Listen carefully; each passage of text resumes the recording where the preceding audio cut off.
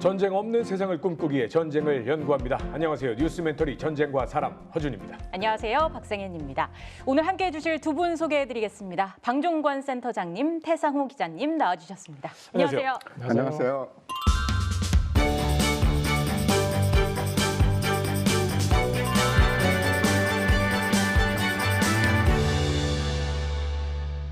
자, 이 두 분과 함께 어떤 주제로 이야기를 나눌 것인가 궁금하신 분들 많으실 텐데요. 먼저 힌트를 하나씩 살펴볼까요? 영화 포스터네요. 블랙호크 다운. 이 영화가 참 충격적이기도 했었고 굉장히 재미있게 본 영화였었죠. 그렇죠. 이게 모가디슈 전투 아니에요? 맞습니다. 맞죠? 예. 실제 전투에 참여했던 대원들이 영화를 만들 때 군사 자문을 하면서 영화의 실제 같은 느낌을 많이 살린 그런 명작 중에 하나죠. 두 번째 힌트. 스탈린그라드 전투와 이스라엘 하메스 전쟁 가자지구 전투를 보니까 이제 감이 오네요. 예.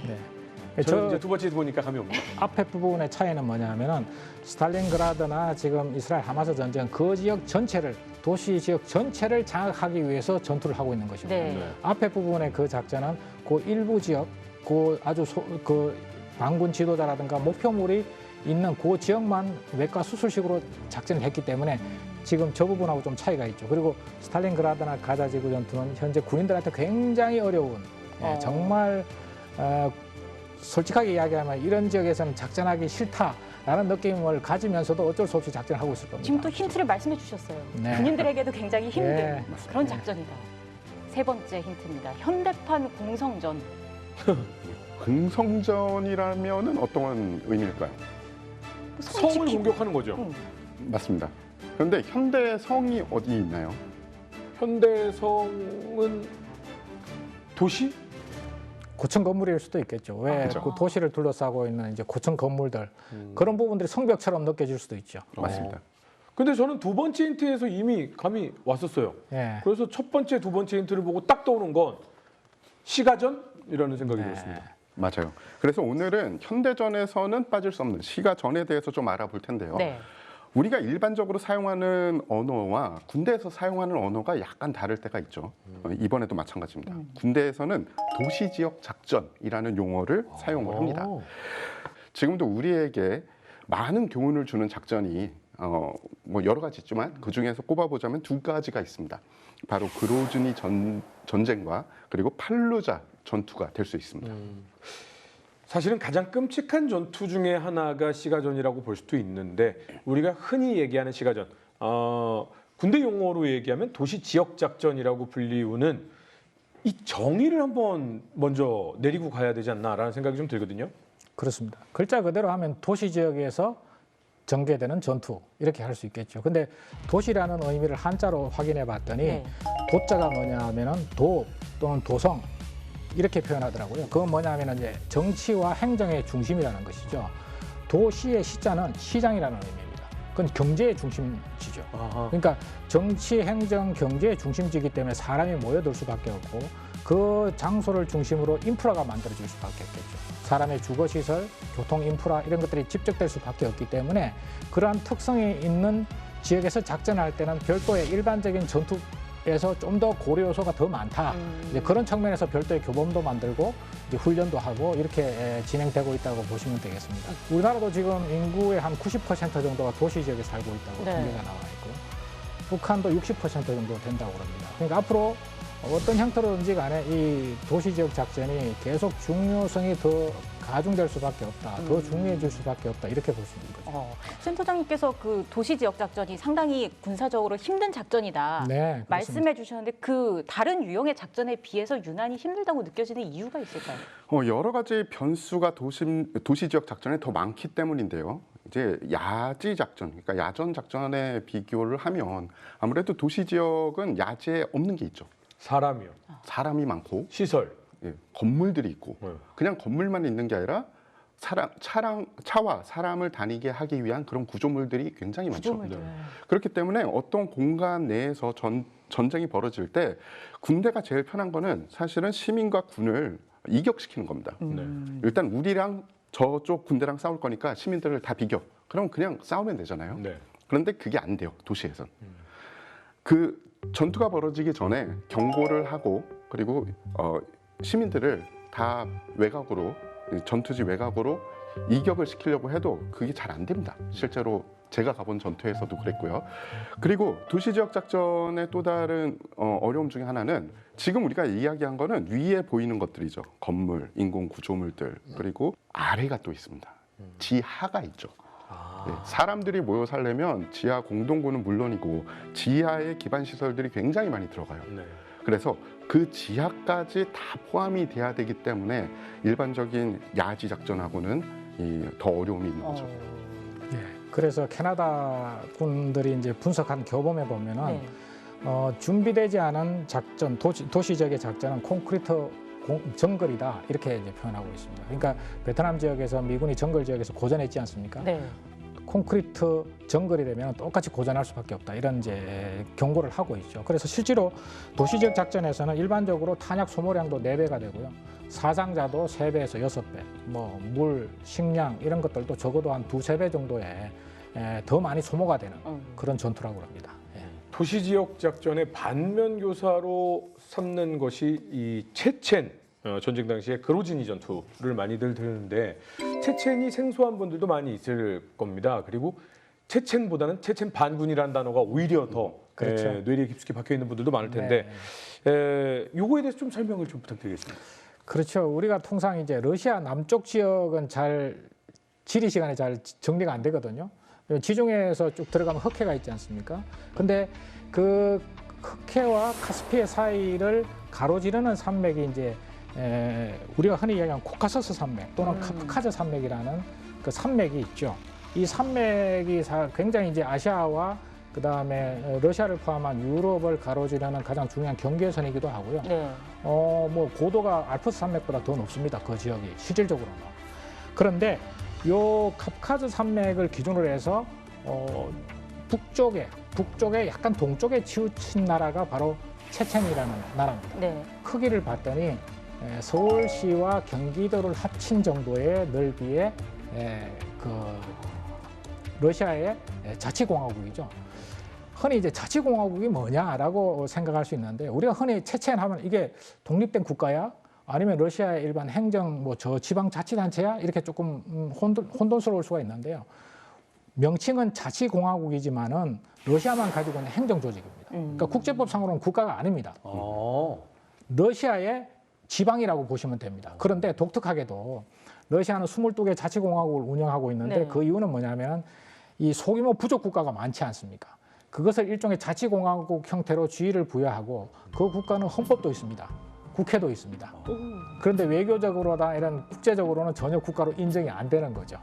그래서 그 체첸의 도시가 그로전이고 수도가 그로전이고 그 그로전에서 도시지역 작전의 대표적인 전투가 벌어지는 예. 이런 상황이라고 볼 수 있습니다. 체첸이라는 부족에 대해서 좀 알아볼 필요가 있습니다. 그러니까 독특한 이제 유목 부족이면서 종교적으로는 이제 이슬람이면서 수니파 계열의 종교를 믿고 있고요. 인구는 한 140만 정도 되는데 실질적으로 체첸 내에 거주하는 인구는 한 90만 정도, 그로전에는 한 30만 정도가 거주하고 있다고 합니다. 그런데 이들 그 체첸인들은 굉장히 쉬운 말로 거친 민족으로 아주 정평이 나 있습니다. 그래서 지금까지 뭐 외부에서 통치하려고 해도 아프간처럼 그게 복종하는 게 거의 역사적으로도 있지 않았고 또 국가 자체가 어떤 하나의 국가라기보다는 부족 단위의 그것을 굉장히 우선시합니다. 예. 뭐 부족 크기가 뭐 수백 명 단위로 돼 있고 또 그 사람들의 어떤 전사를 이야기할 때 통상 서양에서는 이제 전문적인 전사 또 군인 이쪽으로 이제 구분이 되는데 체첸인들은 모든 사람들이 다 전사가 돼야 되고 전사가 될 수 있고 만약에 모욕을 당하면 반드시 복수를 해야 되고 뭐 이런 어떤 전통이 있어서 굉장히 주변 강대국들이 다루기 힘든 아주 그런 국가로 정평이 나 있습니다. 저항심이 굉장히 강하군요. 그렇습니다. 그 지정학적으로 봐도 굉장히 중요한 위치에 자리하고 있다라는 게 느껴지는데 그래서 그렇기 때문에 또 러시아도 독립을 허용하지 않는 것 같기도 하고요. 그런 면도 있고요. 예전부터 어떤 말이 있었냐면 왕이 실성하면 군대를 카프카스로 진격시킨다. 이 정도로 거친 실성해야. 거친 지역이죠. 예. 왜 거치냐? 벌써 잘 설명을 해주셨고요. 그러면 이게 그냥 통상적으로 혹은 통속적으로 전해오는 이야기냐? 아닙니다. 심지어 작품에 이게 들어가 있어요. 우리도 잘 아는 알렉산더 솔제니친이라는 작가분 아시죠? 그분이 수용소 군도라는 작품을 썼는데 네. 거기에 체첸인들에 대해서 이렇게 묘사를 합니다. 관리들에게 아첨하지 않고 매사에 반항적이며 이런 성향은 하나의 부락이 아닌 모든 민족의 성향이며 30년간 강압적으로 지배한 소련도 그들을 굴복시키지 못했다라고 아예 저서에 써놨어요. 자, 이렇게 거친 민족인데 1980년대 말 그리고 1990년대가 시작이 되면서 이제 소련이 붕괴되기 직전에 정말 그야말로 혼돈의 상황이 되죠. 체첸 지역도 마찬가지였습니다. 그러면서 우리가 좀 눈여겨봐야 될 인물들이 속속속속 드러나기 시작하는데 그중에 오늘의 좀 중요한 인물 한 명을 소개시켜 드리려고 네. 합니다. 모스크바 공군 학교를 졸업해서 전투기 조종사로 아프간 전에 참전을 했어요. 그리고 공군 소장으로 예편을 한 분이 바로 저기 사진에 보이는 조아르 두다예프라는 분입니다. 이분이 체첸 인민총회라는 것을 창립을 하고 1991년 그로즈니에 위치한 체첸 인구시 최고 소비에트 회의를 습격을 합니다. 습격을 해서 그냥 아무것도 안 하느냐? 그게 아니에요. 공산당 지부장을 살해해요. 살해하면서 체첸 인구시 자치공화국 자체를 와해시킵니다. 그리고 그 이후에 대통령 선거를 치릅니다. 어느 정도 지지를 받았냐? 무려 90%의 지지를 받고 이 대통령에 당선이 됩니다. 와. 90%의 지지요? 예. 선거의 참여율도 90%가 넘었어요. 참고로. 그냥 다 찍은 거네요. 그냥 다 몰려가서 다 그분을 찍은 거라고 와. 보시면 됩니다. 1993년에 이치케리아 체첸 공화국 독립을 이제 바야흐로 선포를 하게 됩니다. 러시아 입장에서 난리가 난 거죠. 소련 붕괴되고 이제 러시아로 해서 연방국을 꾸려 나가려고 하는데 하나가 이탈해? 그럼 다른 것도 이탈할 수 있지. 그래서 옐친 대통령은 비상사태를 선포를 하고요. 내무군 소속의 2,500여 명의 군 병력을 보내서 이들을 제압하려고 합니다. 근데 이들이 가긴 갔어요. 어디까지? 한칼라 공항까지 갔습니다. 공항에서 공항 밖으로 못 나왔어요. 체첸군한테 포위가 된 겁니다. 거기서 교전을 할 것이냐 아니면은 해군을 할 것이냐를 결정해야 됐는데 그때 정치적인 이유로 그냥 해군해라. 그래서 무마가 됩니다. 체첸은 그러면 뭐 가만히 있었을까요? 체첸도 가만히 안 있었습니다. 여러 가지 테러를 자행하면서 러시아에 우리는 가만히 있는 민족이 아니야. 너네가 군사작전을 개시하면 우리는 무슨 수를 써서라도 너희를 괴롭힐 거야. 네. 라는 확실한 메시지를 전달을 하게 되죠. 엘치는 이제 정말 발에 불이 떨어졌잖아요. 창피도 한번 당한 겁니다. 군 병력 보내는데 아무것도 못하고 공항에서 다시 되돌아왔어요. 이걸 그냥 가만히 둘 수는 없는데 자, 체첸의 내부 사정이 어떻게 돌아가나를 딱 본 거예요. 근데 체첸이 아까 시족 사회, 그 불악 사회라고 했잖아요. 맞습니다. 두다예프 말고도 체첸에서는 내가 더 세네 그런 부족들이 많았어요. 그렇게 싸우고 있는 편이 있으니까 이제 머리를 쓴 겁니다. 엘친이 야, 그러면 차라리 저쪽을 지원하자. 그래서 두다예프의 반기를 들어라. 구테타를 해라. 라고 해서 장비와 병력 그리고 정보부 요원들을 지원을 해서 구테타 기도를 여러 번 시도합니다. 다 망했어요. 야, 이것도 안 되는구나. 그럼 어떡하지? 그럼 나온 방법이 뭡니까? 케네디도 쿠바 때 썼죠. 암살. 두다예프를 암살하려고 또 여러 번 시도했습니다. 안 돼요. 실패했어요. 이제는 뭐 방법이 없는 겁니다. 야, 이 정도 되면은 우리가 직접 개입해야겠다. 네. 1994년 체첸에서 헌법 질서를 수립하고 보존하기 위해서라는 명목하에 체첸을 전격적으로 침공을 하게 됩니다. 되게 재미난 게 아마도 그때 국방부 장관이랑 그 러시아의 매파들은 워낙에 체첸의 국토가 작고 체첸하고 전쟁을 그 전에 해본 적이 별로 없기 때문에 굉장히 우습게 본 것 같아요. 게다가 아프가니스탄 침공을 했을 때 굉장히 잘 써먹은 작전이 있습니다. 네. 그때도 지금이랑 똑같아요. 대통령 궁이 목표거든요. 아프가니스탄을 침공했을 때 특수부대와 공수부대를 투입시켜서 대통령 궁을 정말 단시간에 점령한 적이 있어요. 그래서 당시 러시아군 국방부 장관이 뭐라고 했냐. 대통령님, 2시간이면 끝날 것 같습니다.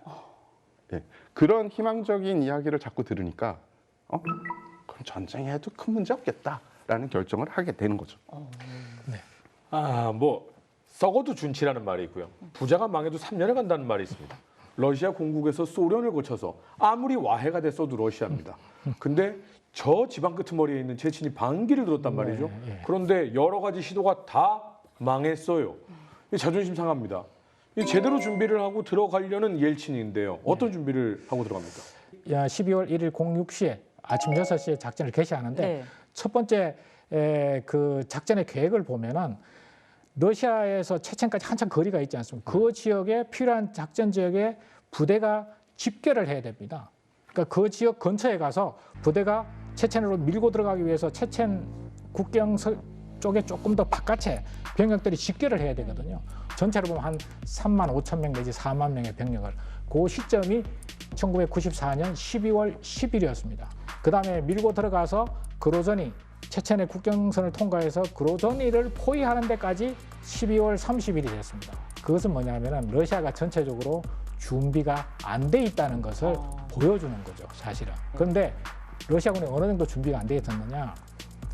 체첸을 상대로 해서 병력을 끌어모으고 체첸 국경선을 통과해서 그로전이 쪽으로 다가가는데 장군, 장교, 부사관 이런 사람들이 전투를 거부합니다. 그 병력이 500명이나 되고요. 탈영한 병사가 2,000명이나 됩니다. 어이구요. 그러니까 그 오합지졸의 군대를 끌고 그로전이까지 포위하는데 그렇게 시간이 걸릴 수밖에 없었던 겁니다. 네. 그로전이까지 들어가는데 거리가 불과 100km 또는 150km밖에 안 됩니다. 서울에서 기껏 뭐 직선 거리로 따지면 뭐 대전 정도 아무리 길어도 거기 올라가는데 결국은 포위하는데 20일이 더 걸린 겁니다. 야, 일보 선배를 해도 그거보다 훨씬 빠르겠네요. 예.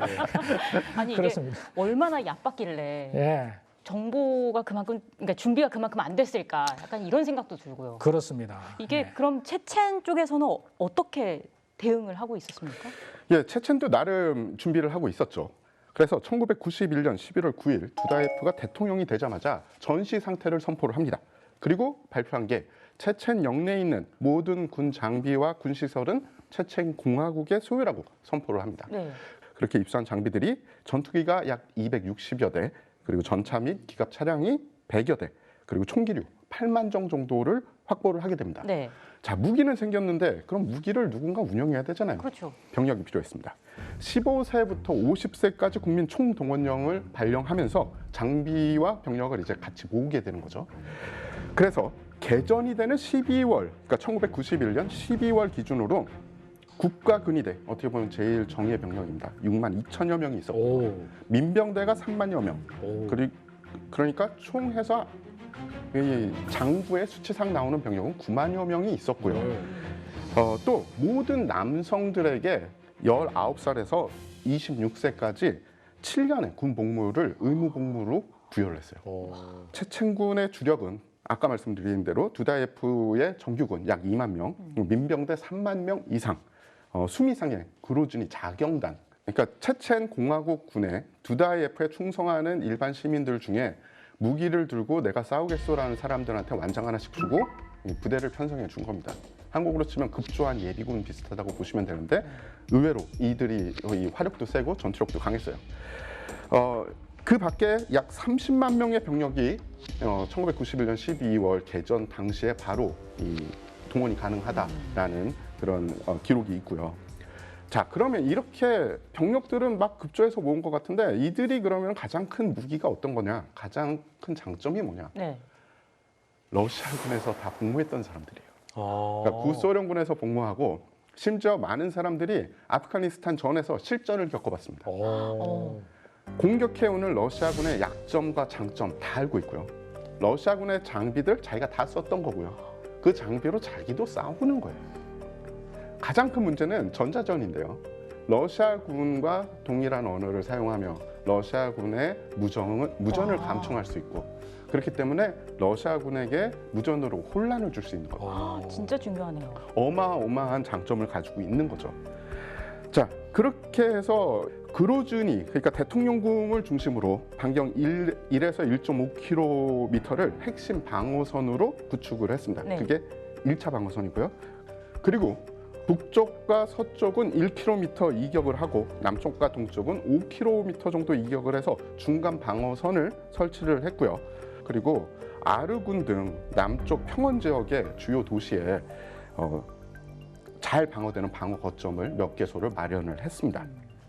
아니 뭐 이 정도면은 군 병력 자체도 무기 체계 자체도 뭐 작전 지휘도 아니 체첸이 앞서는 거 아니야라는 생각이 들거든요.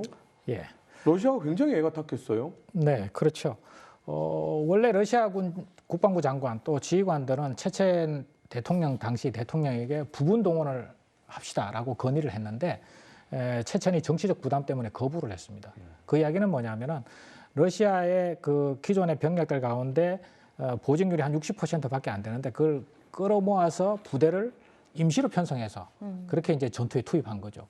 지금 태 기자님 말씀하신 날짜가 기준으로 보면 이제 12월 30일 날 저 그로저니를 포위한 상태에서 그로저니 안에서 체첸 반군들은 이미 준비를 다 완료한 상태에서 네.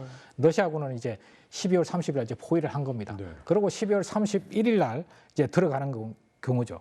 지도를 보시면은 전체적으로 그로저니 시내가 있고 그 그로저니 시내 북부 지역에서 하나의 부대가 내려오고요. 네. 북부 지역에 이제 부대가 북부군 또 북동부군 이렇게 두 개의 부대가 있는데 북부 지역에서 두 개의 부대가 내려오고 서쪽에서 한 개의 부대가 들어오고 동쪽에서 한 개의 부대가 들어가는 이런 형태로 해서 이제 북쪽, 서쪽, 동쪽이 동시에 공격해서 들어가는 게 러시아군의 작전 계획이었습니다. 그런데 거기에 대표적인 게 이제 131 보병 여단이라고 북부에서 공격하는 부대가 포함되어 있었고 또 거기에 81 보병 여단이 있었는데 이 두 부대가 31일 날 공격에 들어가다가 굉장히 큰 대규모 피해를 입습니다.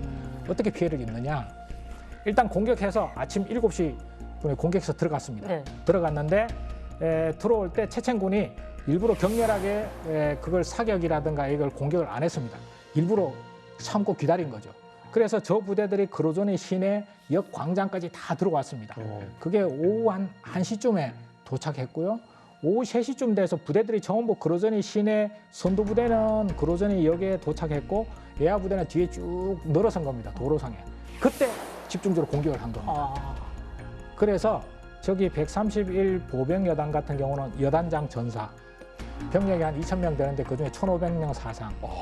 전차 26대 중에 20대 파괴, 장갑차 120대 중에 102대 파괴. 괴멸이네요. 괴멸당한 거예요. 이제 그러면서 러시아가 깜짝 놀란 겁니다. 그렇죠. 야 이거 큰일 났네. 그리고 12월 31일이 사실은 그런 대규모 피해를 입고 러시아군이 정말 깜짝 놀라서 야 이렇게 해서 작전 실패할 수 있겠다. 굉장히 충격을 받은 날짜가 바로 1994년 12월 31일 날 러시아군이 피해를 입었던 그런 상황이라고 볼 수 있습니다.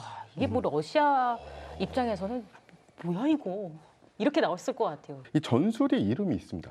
방어선 없는 방어. 방어선 없는 방어. 예. 즉 적을 끌어들인다. 끌어당기는 거죠. 왜냐? 체첸군은 사실은 한정된 자원을 가지고 있잖아요. 만약에 병력들이 쪼개져서 수가 많은 러시아군하고 전투를 진행하게 된다면 이게 축차 소모가 되는 겁니다. 그래서 확실하게 우리가 적을 경멸할 수 있는 지역을 정해놓는 거예요. 그래서 적을 그쪽으로 끌어당겨서 거기서 이제 격파를 하는 거죠. 그렇죠. 최초의 부대가 들어오면서 부대가 길게 늘어지니까 러시아군은 화망을 효과적으로 형성하기 힘들었겠죠. 공격을 당하니까 이들이 선택을 한 거는 그래? 그럼 부대를 물러서 부대를 후퇴를 해가지고 방어선 겸 우리가 화망을 집중시킬 수 있는 라인을 구축을 하자, 방어선을 구축을 하자. 그게 바로 그로즈니 역이었는데 아플싸. 체첸군은 그들이 그로즈니 역으로 갈 줄 알고 있었던 거예요. 거기가 바로 체첸군이 노렸던 화력 경멸 지역이었습니다. 자, 그러면은 그래도 체첸군보다 더 막강한 전력의 러시아군인데 이 부대들이 왜 이렇게 큰 피해가 났느냐. 가장 큰 문제가 이 위에서 아래로 공격한 81 차보 연대와 131 차보 여단이 있었는데요. 81 차보 연대가 공격을 받고 후퇴를 하게 됩니다. 근데 원래 계획대로는 그 둘이 같이 공격을 해야지 체첸군의 방어 밀도를 좀 줄일 수가 있었거든요. 그래서 한쪽이 철수해버리면 당연히 체첸군의 방어 전력은 한쪽으로 집중되지 않습니까? 네. 거기에 제대로 걸려든 거예요. 그렇게 되면 지휘관이 결정을 했었어야죠. 그렇죠. 차라리 그럼 부대 둘 다 뒤로 미루고 나중에 다시 다른 지점으로 공격을 하자. 그렇게 안 했습니다. 북부 집단 지휘관 이 폴리코프스키 장군이 그냥 공격해. 한 부대만이라도 우리는 목표를 이룰 수 있을 것 같다. 공격해. 그렇게 해가지고 130일 차보 여단이 체첸군에게 도륙을 당하게 됩니다. 그 사실 만약에 서울 방어를 한다고 치면 네. 저기 한강대교에서 방어를 한 게 아니라 삼각지 내조, 그렇죠. 용산 내조, 서울역 내조, 시청광장까지 쭉 끌어들인 다음에 집중 포화.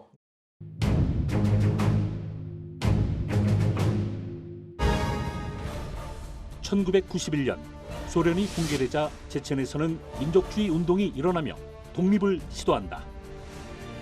이에 러시아는 대규모 병력을 보내 체첸의 분리 독립을 저지하려 한다. 전차와 장갑차를 앞세운 대규모의 러시아군이 체첸의 수도 그로진으로 진입하지만 체첸군이 뛰어난 전략과 전술을 선보이면서 러시아군은 전투에서 참패하고 만다.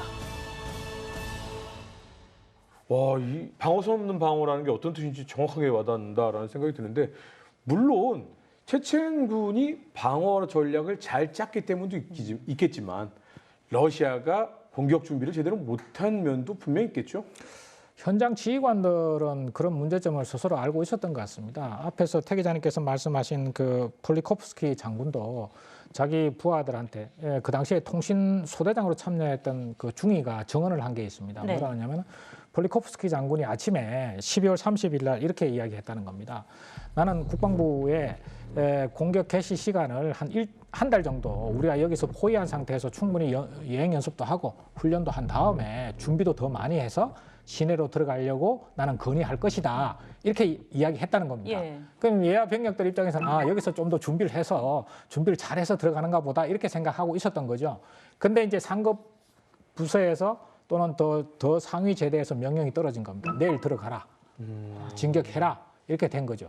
그런데 러시아군이 어느 정도로 준비가 안 돼 있었느냐 하면 통계를 봤더니 그 당시에 러시아군은 평상시에 부대 10명이 필요하면 6명밖에 없었습니다. 그러니까 한 부대가 완전체로서 들어가는 것이 아니라 이 부대 저 부대 모아가지고 하나의 부대를 만드는 겁니다. 네. 그렇다 보니까 전 작전에 투입되기 전에 새로 보직을 부여받은 사람이 80%입니다. 그러니까 새로 보직을 부여받았으니까 준비도 안 된 상태죠. 두 번째는 방탄복, 방탄모 이런 것도 제대로 준비가 안 돼 있었고요. 그다음에 그로조니를 포위하기 위해서 외곽 쪽에서 쭉 진격하는 과정에서도 전차 장갑차가 뭐 20%, 30%가 고장이 날 정도였습니다.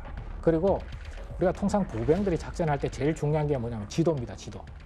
흔히 이제 1대 2만 5천이라 그래서 1대 2만 5천은 마을이라든가 아주 정밀하게 나온 지도가 있거든요. 네. 1대 2만 5천이 아니라 1대 10만 지도밖에 없었다는 겁니다. 그러니까 1대 10만 지도는 거의 도로만 나와 있고 제대로 지형지물이 안 나오거든요. 그건 행정지도입니다, 사실은. 그런 걸 가지고 작전을 하니 이게 준비가 안 됐다는 게 여실히 이제 드러난 경우죠. 그리고 앞에서 말씀하신 대로 아마 우리가 들어가면은 거의 뭐 저항이 없을 것이다라고 가정했기 때문에 그런 제대로 된 준비를 전혀 안 한 상태에서 들어가다 보니까 작전을 실패한 경우죠. 마지막으로 하나 더 말씀드리면은 이제 전술적인 측면에서 보면은 기갑 부대들이 들어가다가 사격을 받지 않습니까? 네. 그러면 여기서 사격을 받았을 경우에 계속 움직여야 됩니다. 이렇게 움직인다는 것은 표적이 될 확률을 낮추는 측면이 있거든요. 어느 정도 훈련이 돼 있지 않았냐면은 훈련이 엉망이었냐면 체첸군이 사격을 하니까 RPG라든가 사격이 식별되는데 움직여야 되는데 그걸 서버린 겁니다. 서니까 더 좋은 표적이 된 거죠. 그래서 아주 기본적인 전술적인 그 준비나 이런 훈련 이런 것들이 제대로 안 돼 있었다 이렇게 볼 수 있습니다. 그러니까 이 훈련이 안 돼 있으니까 가다서다 상습 정치구간처럼 그렇죠. 가다서다를 반복하면서 예. 쓸 때 맞고 쓸 때 맞고. 예. 근데 이렇게 당하고 있으면 공군 지원은 안 됐을까? 이런 생각 들거든요. 그렇죠. 공군은 그럼 뭐 했을까? 예. 이런 의문이 들 수밖에 없죠. 12월 1일부터 체첸군 군사 표적 그리고 그로즈니에 대해서 공군은 폭격을 실시를 했습니다. 체첸 공군들의 기체들은 대부분 지상이나 아니면 공중에서 파괴가 됐고요. 제공권은 확실하게 러시아군에게 넘어가게 됩니다. 그런데 몇 가지 문제가 있었어요. 첫 번째는 기상 문제. 그때 변수가. 그죠. 그때 당시에 러시아군의 장비는 이 12월 체첸에서 운영하기에 적당한 장비는 아니었어요. 그래서 심지어 공군에서조차 작전 자체를 좀 다른 계절로 미루자라고 했지만 역시 묵살이 됩니다. 그 다음 문제는 지금도 계속 이 우크라이나 전쟁에서 이야기 나오고 있는 건데 이 공군 조종사들의 기량 문제. 경제 사정이 예전부터 안 좋다 보니까 이 소련 그리고 러시아 이 공군 조종사들의 문제 중에 하나가 뭐냐면 훈련 시간이 서방 국가들에 비해서 현저히 떨어집니다. 그래서 사실은 공군이 지상에 있는 아군을 판독하고 아군과 협조해서 근접 항공 지원을 하려면 굉장히 많은 훈련을 해야 돼요. 굉장히 정교한 작업이고 지상에 있는 병력도 그리고 하늘에 떠 있는 병력도 그에 대한 훈련이 제대로 돼 있어야 됩니다. 그런데 그런 훈련이 잘 되어 있지 않았죠. 하지만 그럼에도 불구하고 공군기는 총동원돼서 융단 폭격을 실시를 하면서 많은 민간인 피해가 발생을 하게 됩니다. 이게 전쟁에 있어서 무기도 뭐 당연히 중요하고 그만큼 또 중요하다고 생각하는 게 부대를 어떻게 짜느냐. 그렇죠. 일 것 같아요. 어떻게 달랐습니까, 두 부대가? 그로전이 1차 전투에서 투입된 러시아 부대는 기본적으로 도시적 작전을 위한 부대 편성이 아니었습니다. 야지 전투를 위한 부대 편성을 그대로 가지고 들어간 경우.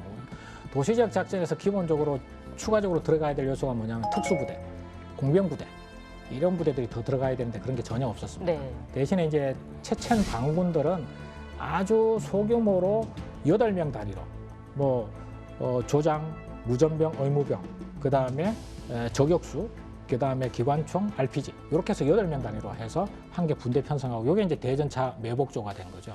그다음에 요게 3개 모여서 25명, 또 요게 3개 모여서 75명 단위의 부대가 최대였습니다. 그러니까 아주 경량화된 부대가 빠르게 움직이면서 지형을 잘 알기 때문에 전투를 하는 방식이었다. 이렇게 이제 사진에서 보시는 것처럼 저렇게 설명할 수 있겠습니다. 하나 더 말씀드리면은 체첸 반군은 러시아군과 저런 도시적 전투에서 어떻게 싸웠냐면은 러시아군과의 거리를 25m에서 50m 이내를 유지한다는 게 그 전술이었습니다. 일종의 이제 권투할 때 왜 클린치 하지 않습니까? 이렇게 복싱할 때 끌어안죠. 끌어안죠. 그거하고 똑같은 전술입니다. 포옹 전술이라 그래서 25m 내에서 50m까지 근접 전투에서는 러시아군의 장점이 이제 발휘되기가 어려운 거죠. 그렇죠. 예, 그런 걸 극복하기 위해서 체첸 반군은 그런 식으로 아주 초근접 전투를 강요했던 그런 측면이 있습니다. 예. 자유민주주의 국가와 공산주의 국가의 결정적 차이가 있죠. 이럴 때 민주주의 국가는 어떻게 그렇게 지휘할 수 있느냐. 전면적으로 우리가 다시 한번 검토해야 되지 않느냐라고 네. 하지만 공산주의 국가는 두 번째를 밀어넣죠. 이대로 포기할 러시아가 아니죠. 그렇습니다. 흔히 이제 그로전이 전투에서 가장 러시아군의 문제점을 지적할 때 나오는 장면이 앞에서 설명드린 지금까지의 12월 31일 날 처음 들어갔을 때 대규모 피해를 입었던 그 부분을 가장 많이 이제 문제점으로 들고 사례로 제시를 합니다. 네. 그런데 그런 혼란과 피해를 겪고 나서 러시아도 나름대로 군사적 전통이 있는 나라이기 때문에 네. 다시 그 교훈을 삼아서 두 번째 그로전에 들어가서는 총체적으로 보면은 많은 피해는 있었지만 결국은 작전을 성공을 합니다. 어떤 방식으로 했냐면은 그로전이를 당시에 포위하기 위해서 투입했던 병력은 전체 3만 한 5천 명 중에 한 6, 7천 명밖에 투입을 안 했습니다. 1차 전투에서는. 그래서 병력을 앞에서 말씀드린 3개 지점에서 모즈그독, 하샤브루트, 블라디카프카즈 이런 데서 병력을 더 끌어오죠. 그래 포위망을 더 견고하게 구축을 합니다. 그리고 지휘관들을 교체해버립니다. 심지어는 그중에 19사단장, 19기보사단장은 보직 해임시켜버립니다. 그러니까 군기를 잡은 거죠. 아, 이거 안 되겠다. 그리고 북동부 부대를 하나로 통합하고 그래서 포위를 한 다음에 두 번째 이제 화력을 집중적으로 다시 운용하기 시작합니다. 이제 들어가다 보면은 피해가 증가하고 이것을 극복할 수 있는 방법은 결국 화력밖에 없다. 그래서 포병으로 기동로 좌우측에다가 건물을 포병 화력으로 이제 파괴하는 이런 이제 전술을 구사하기 시작합니다. 다 부셔버리는 거죠. 또 부셔버리면서 이제 기갑 부대가 들어가는 겁니다. 그러니까 시간은 오래 걸리지만 어쨌든 간에 계속 꾸역꾸역 이제 밀고 들어가는 경우죠. 그래서 대통령궁을 마지막으로 1월 18일 날 대통령궁을 공군 폭격기가 대형 폭탄을 떨어뜨려서 건물 자체를 한 10몇 층 정도 되는데 그 건물을 파괴하고 1월 19일 날 대통령궁을 점령합니다. 그러니까 실질적으로 보면은 불과 뭐 2, 3km, 막 길어봐야 한 5km 이내 거리를 한 2주 동안 꾸역꾸역 그야말로 초토화시키면서 이제 들어가는 경우. 그래도 바로 들어갔네요. 그렇습니다. 그리고 저 모습을 보면 와, 그냥 도시를 철저히 파괴하면서 그러니까요. 들어갔구나. 그렇습니다. 그래서 정말 저 과정에서 러시아군이 훨씬 더 많은 피해도 입었지만 어쨌든 간에 그 희생을 감수하고 밀어 넣어서 결국은 이제 1995년 2월 5일 날 그로조니 시가지를 러시아군이 점령을 했습니다. 그런데 특이하게 그 다음에 1996년도 5월 28일 날 휴전 협상이 체결이 됩니다. 휴전이 체결됩니다. 한참 뒤네요. 그렇습니다. 1년 후에 체결이 되는 네. 거죠. 왜 그러느냐? 그 사이 기간에 체첸군이 산악 지역으로 철수를 했다가 네. 그로조니를 점령하고 있는 러시아군을 계속 괴롭히는 겁니다. 게릴라전을 계속 게릴라식으로 하신 거예요? 괴롭히고 심지어는 뭐 몇백 명이 들어가서 러시아군 그로조니 시가지를 일부 점령하기도 하고 소규모 기지를 공격해서 피해를 가중시키고 또 뭐 심지어는 뭐 인질 작전도 하고 네. 이러니까 러시아 그 국민들의 반전 여론, 야 체첸 이제 휴전하는 게 좋겠다 이런 여론이 한 60%, 70%까지 올라가는 거죠.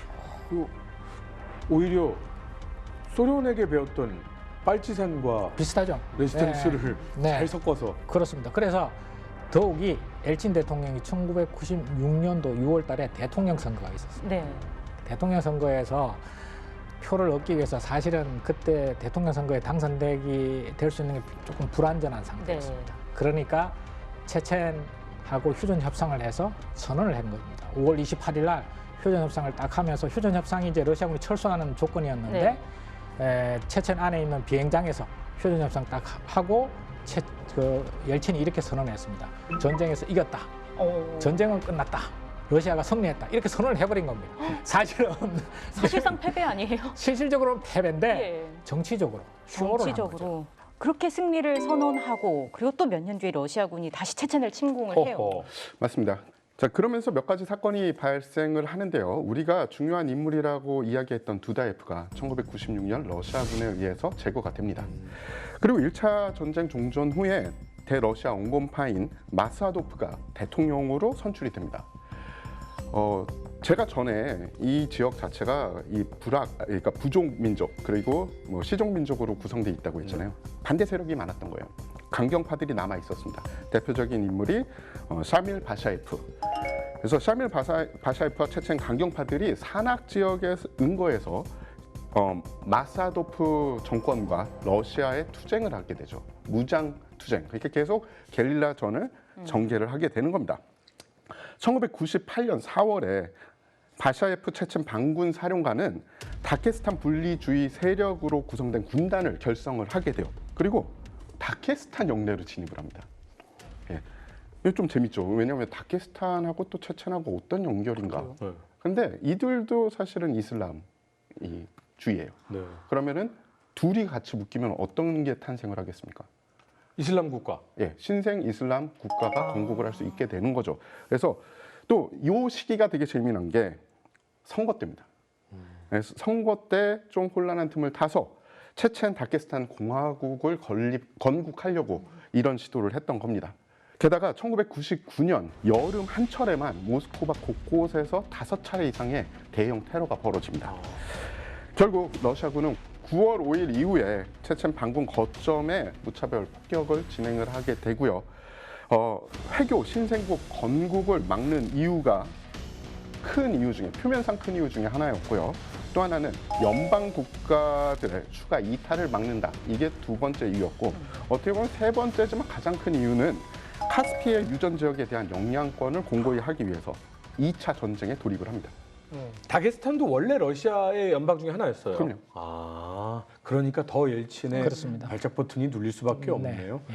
그러면 1차처럼 또 무차별로 다 파괴하고 들어가면 체첸은 또 게릴라전 펼치는 이 양상으로 또 2차전도 시작이 되나요? 그 당시에 이제 1999년이 되면 러시아의 실제적인 정치 권력이 푸틴한테 넘어갑니다. 옐친은 사실 2000년도부터는 옐친이 물러나지만 99년도 2차 체첸 전쟁은 푸틴이 주도했다고 볼 수 있습니다. 더 강력하겠는데요. 그렇습니다. 그래서 생각보다는 94년도에 1차 체첸 전쟁의 교훈을 잘 반영을 해서 작전을 합니다. 첫 번째 단계, 그로저니를 포위하는 단계가 있지 않습니까? 2차 체첸 전쟁에서는 12월 26일 날 작전을 시작해서 12월 30일 되면은 그러니까 5일 만에 바로 그로저니를 포위하게 됩니다. 그러니까 짧은 기간에 훨씬 빠르네. 빠르죠. 그리고 포위하면서 했던 작전이 뭐냐면은 그로저니 주변에 있는 민간 지역을 완전히 초토화시켜요. 그래서 그로저니 주변에 있는 민간인들을 결국 그로저니 안에 있는 반군들과 연계해서 러시아군을 계속 괴롭히기 때문에 네. 아예 민간인 지역을 완전히 초토화시켜 버려가지고 조금이라도 체첸 그로저니 안에 있는 체첸 반군과 협조적인 민간인들은 아예 다 사살하거나 그야말로 이제 거주 지역을 파괴해 버리는 거죠. 그래서 러시아군이 훨씬 더 안정된 상태에서 일단 포위를 한 겁니다. 짧은 시간에. 그로저니에 들어가기 위해서 네. 지상군을 투입하기 전에 거의 한 17일 정도를 무자비하게 포격 및 폭격을 합니다. 그러니까 들어가기 전에 30일 날 포위했지 않습니까? 1월 16일까지 들어가지 않고 외곽에 에워쓴 상태에서 화력으로만 와. 초토화시켜버려요. 그전 1차전에서는 들어가면서 파괴를 했다면 예, 이제는 안 들어가. 아예 안 들어가. 예. 그리고 포위한 상태에서 무자비하게 완전히 쑥대밭을 만든 다음에 거의 저항력이 기진맥진한 상태. 그때 기계화 부대를 투입합니다. 그게 이제 1월 17일이었고요. 그래서 실제로 체첸 저항군이 1차 체첸 전쟁에서는 한 5주 정도를 치열하게 저항하면서 피해를 입혔는데 네. 2차 체첸 전쟁에서는 거의 2주 정도밖에 저항을 못합니다. 그리고 마지막 단계에서 2월 2일이 되면은 체첸 반군이 야 이제 도저히 안 되겠다. 그러니까 빠져나가야 되겠다. 1차 체첸 전쟁처럼 산악 지역으로. 네. 체첸 반군이 빠져나가기 위해서 러시아 모 대령을 포섭한 겁니다. 야 당신이 그쪽 지역에 방한한 지역에 우리가 빠져나갈 테니까 열어달라. 통로를 좀 열어라. 그랬는데 사실은 이 대령이 러시아의 KGB 요원이었던 겁니다. 와. 그러니까 러시아군이 화망을 딱 구축한 상태 그 지점으로 체첸 반군이 열어준 겁니다. 빠져나가는데 거기에 완전히 경멸구에 걸려 들어가지고 체첸 반군이 수천 명이 거기서 또 한 2천 명 정도가 거기서 사상자가 발생합니다. 그래서 2월 5일이 되면은 거의 뭐 이제 산악 지역에 과거에는 1차 체첸 전쟁에서는 상당한 전투력이 그래도 산악 지역으로 빠져나갔는데 예. 나가는 과정에서 괴멸되다 보니까 이제 체첸 저항군의 전투력은 거의 소멸되는 2차 체첸 전쟁은 조금 1차 체첸 전쟁하고 좀 다르게 전개됐던 거죠. 끔찍합니다. 분위기가 완전히 또 반전이 이렇게 됐던 네, 거고. 그렇습니다. 아니, 근데 굉장히 효과적으로 2차전을 수행을 했잖아요. 예. 그 이유는 당연히 어떤 장점도 있었기 때문 아닐까요? 그렇죠. 이 당시에 러시아군의 이제 무기 체계 중에 아주 두 가지 무기 체계 굉장히 그 서방 군사 전문가들로부터 주목을 받았는데요. 첫 번째는 이제 자주 대공포입니다. 그러니까 사진에 보시면은 저게 23mm 기관포 내정이 저렇게 경전차에 탑재된 건데요. 저게 왜 도시적 작전에서 유용하냐면은 첫 번째 문제는 이게 발사 각도를 굉장히 높일 수 있습니다. 그러니까 전차는 주포의 발사 각도가 최대 높였을 때 한 10도 정도밖에 안 되고요. 장갑차는 한 20도밖에 안 됩니다. 저건 85도까지 올라갑니다. 건물 높은 데서 반군이 있으면 그쪽으로 들어서 사격할 수 있기 때문에 굉장히 유용했던 겁니다. 옥상을 향해서도 쏠 수 있고. 위로. 두 번째는 저 기관총이 4개가 있기 때문에 분당 4,000발까지 쏠 수 있어요. 분당 4,000발을 쏘면은 근처에 있는 그 적대 세력이 고개도 못 내밀죠. 그렇죠. 세 번째는 저 23mm이기 때문에 일반 벽이라든가 이런 건물의 콘크리트 있지 않습니까? 뚫고 들어갑니다. 그냥 벽을 다 녹여버리는 수준이 그렇죠. 네, 저게 첫 번째로 주목받은 무기체계고요. 두 번째는 저게 사진에서 보시는 이제 TOS-1A 브라티노라는 이제 열압력 탄을 장착한 다른장 로켓입니다. 저 안에 로켓은 일반 그 다른장과 틀리게 로켓이 날아가서 공중에서 폭발을 합니다. 폭발을 하는데 이게 이제 기체 형태, 분말 형태의 그 입자를 분사시키면서 동시에 한 0.3초 간격으로 바로 점화를 시켜버립니다. 분사시키고 난 다음에 점화를 시키기 때문에 그 지역에 있는 산소를 빨아들이면서 열 폭풍 효과 이런 것들이 극대화되는 겁니다.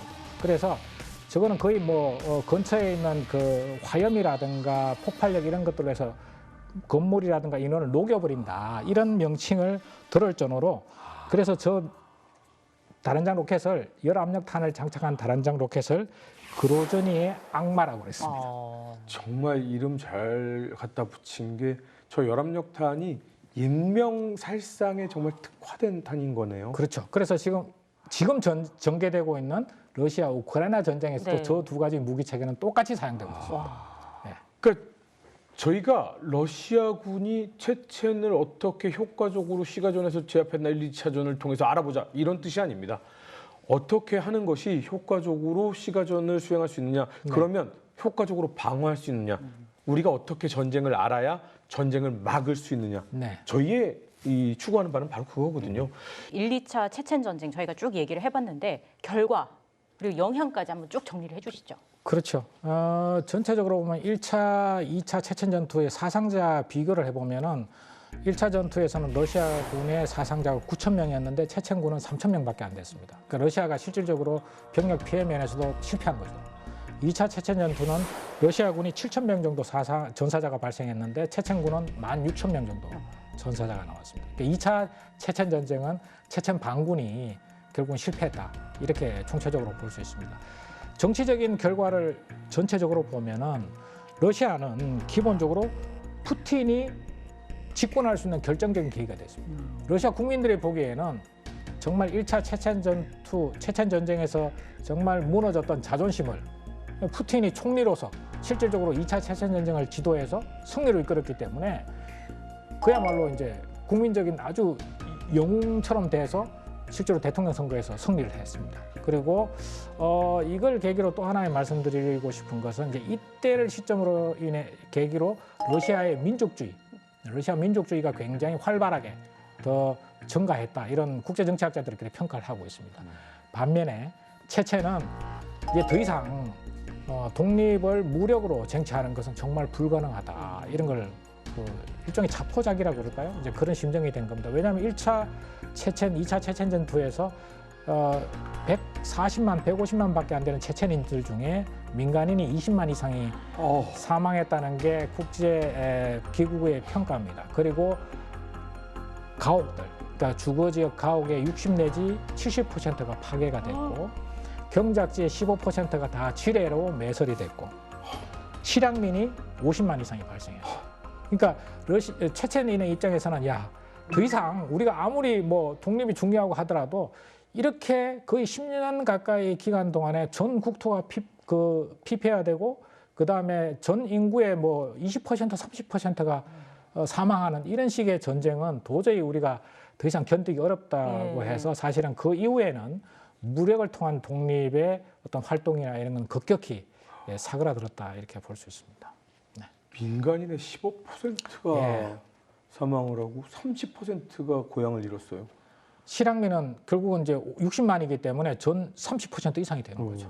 와, 제가 그리고 약간 눈길이 갔던 것은 1, 2차 전쟁을 통해서 제대로 편성되지 못한 군대가 얼마나 약해질 수 있는가가 제 눈길이 갔습니다. 최근 대한민국에 제대로 편성되지 않은 부대들이 속속들이 나타나는 모습들이 있었고 그것을 재편하기 위해 많은 노력들을 하고 있다라는 얘기를 듣고 있습니다. 아마 많은 분들이 노력을 해서 완제된 그런 군대들을 잘 구성해주지 않으실까라는 믿음을 좀 갖고 있습니다. 자주국방을 위해서라면 그래주지 않을까라는 생각이 듭니다. 러시아와 체첸의 전투는 이렇게 저희가 정리를 해봤습니다.